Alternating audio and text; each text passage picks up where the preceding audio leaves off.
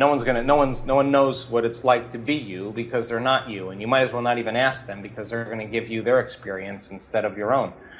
When I was getting frustrated and I was getting impatient and losing my cool, I noticed that my focus got worse. But when I started getting really grounded and I started really trusting and started surrendering and playing with it a little bit more, I wanted to get from the beginning of my rehearsal of reconstructing my spine all the way to the end without taking a turn off on the wrong exit. And so all the times that I had been practicing were the times that I was actually changing. So all of those moments led up to that one moment where I started and I went to the end, and when I finished, I was able to hold my focus. I didn't wander anywhere in my mind.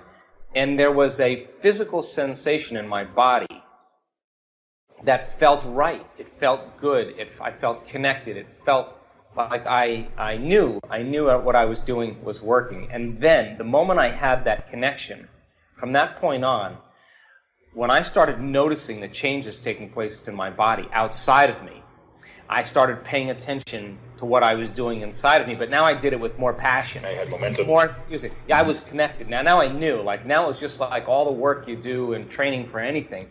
Is in the beginning it's really hard, but then when it starts getting easier and starts getting fun, you start enjoying it, and that's what happened. I started looking forward to my meditations. I couldn't wait to get back in there and refine it a little bit more. It was just my world. I mean, I had nowhere to go. I wasn't going to go. I couldn't train. I couldn't go. I was laying face down, and just... just working with myself. And so it was a great time. It was a difficult time, but I learned a lot about myself and a lot about the healing process along the way. I'm not a traditional guy that takes things from any religious sect, any tradition, any culture. And the moment you start talking religion or culture or tradition, you divide an audience, but science creates community. So you combine a little quantum physics with a little neuroscience, a little neuroendocrinology, a little psychoneuroimmunology, a little epigenetics. All of those sciences point the finger at possibility, but not in an intimidating way, in a simple way. So in our meditations, we start off by telling everybody, look, you already know how to do this. You just forgot because you're too busy and too distracted.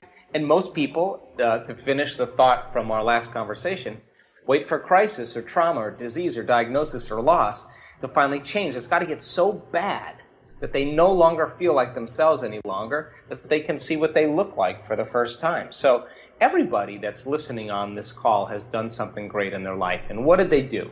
They got a wild idea. They got a new idea. They asked themselves a question like, what would it be like to be healthy? What would it be like to be wealthy? What would it be like to be in a new relationship? What would it be like to be happy? The moment they ask that question, they turn on the creative center in their brain. They turn on their frontal lobe. Now, frontal lobe's got to get busy creating. So it's got to use the raw materials in the brain. It's got to use the circuits of things you've learned intellectually or philosophically and the things you've experienced in your life. So the frontal lobe's got to answer the question. So it looks out over the landscape of the brain and it starts activating different circuits. And when it seamlessly pieces it together, you get a vision in your mind that's called an intention. Now, a passionate person who has that vision, the thought in their mind becomes the experience. They start to feel the emotion as if they're already there ahead of the event. And when you combine a clear intention with an elevated emotion, you're changing your energy, you're changing your neurocircuitry, you're changing your chemistry, you're changing your genetic expression. You're no longer living in your past. In that moment, you're living in your future. So being defined by a vision of the future is what our work is about instead of the memories of the past. So what should they do then? Write down the choices you got to make and make sure you commit them to memory. Review the things you got to do. Review the behaviors. Think about the experiences, your goals in that future and how they feel. And keep reviewing them and keep your conscious mind on them. Now, the most important thing is to review the thoughts that you don't want to think. I can't, it's too hard, I'll never change, this won't work for me, it's my mother's fault, it's my father's fault, it's my ex's fault, I don't feel like it, whatever it is. Write those thoughts down and become so conscious of those unconscious thoughts that you would never go unconscious or believe them again. Write down the choices you got to stop making. Think about the things you no longer want to do, the habits you got to break, the experiences you got to stay away from that are connected to certain people and certain places, and the emotions that are going to bring you to a lower denominator. And you got to become so conscious of that 95% of where most people live that you won't go unconscious and return back to the old self. That's the work right there. So that process is what we all innately are wired to do anyway. It's just that you got to make the time to do it, and that's the key right there. Most people don't want to make the time. The fact that you can think about what you're thinking about makes you wonder who's doing the observing of those thoughts, right? The fact that you can be aware of what you're thinking means you're not the thought. You're the executor or the controller of that thought. You're the consciousness that's executing that thought. So most people think, well, just because I have a thought, it's true. That's not true. Just because you have a thought doesn't necessarily mean it's true. Emotions and feelings are a record of the past. So if you're feeling the familiar emotions every single day of unhappiness or unworthiness or insecurity, then you're starting your day from the past. And if those emotions are driving your thoughts, and you can't think greater than how you feel, then you're thinking in the past. And for the most part, your day is going to stay the same. So the first step, without a doubt, then, is getting people the right information.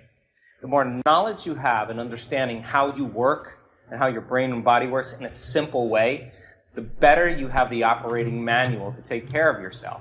So then, we sit people in our workshops sometimes, and they're going to sit there for a period of time.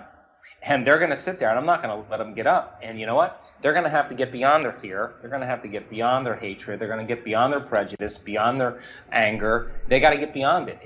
And yeah, well, you could say, yeah, it's that person that caused it. Okay, well, let's take that person and put him in a straitjacket, duct tape him, and shoot him up to the moon. So now what? Now what are you going to do? You still, on some level, have to make some type of substantial change. So we teach people that knowledge is the forerunner to experience.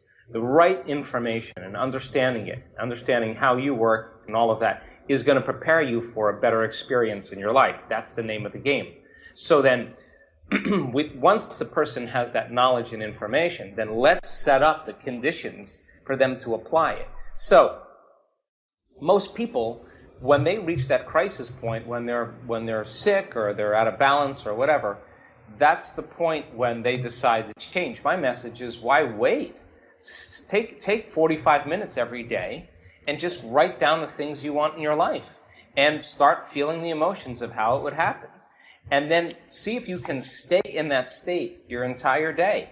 And if you can, you should start seeing synchronicities and coincidences and opportunities and doors opening for you because you're not the same person any longer.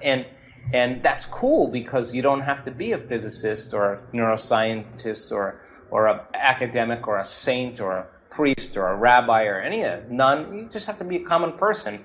Just like you learn any skill, once you learn how to do it, it gets easier and easier. And that's what I want for people, to make it easy. Let's face it, there's when you're living life, a lot of your attention is on your outer environment. And what is your outer environment made up of? Bodies, people, things, objects, places, and time. A lot of our attention is on our body, how we're feeling. Are we hungry? Are we tired? We're angry? We're frustrated? We have pain? And a lot of our attention is on time. Like how much time do we have? Where do we have to go? What do we have to do? And it's the act of keeping your attention on your body, your environment, and time that all of a sudden keeps you separate from your inner world of thoughts and feelings. So that we love this idea of teaching people how to sit down and disconnect from their outer environment. If you're listening to soft music and you have your blindfolds on or your eyes closed, you're less likely to be influenced by your outer world.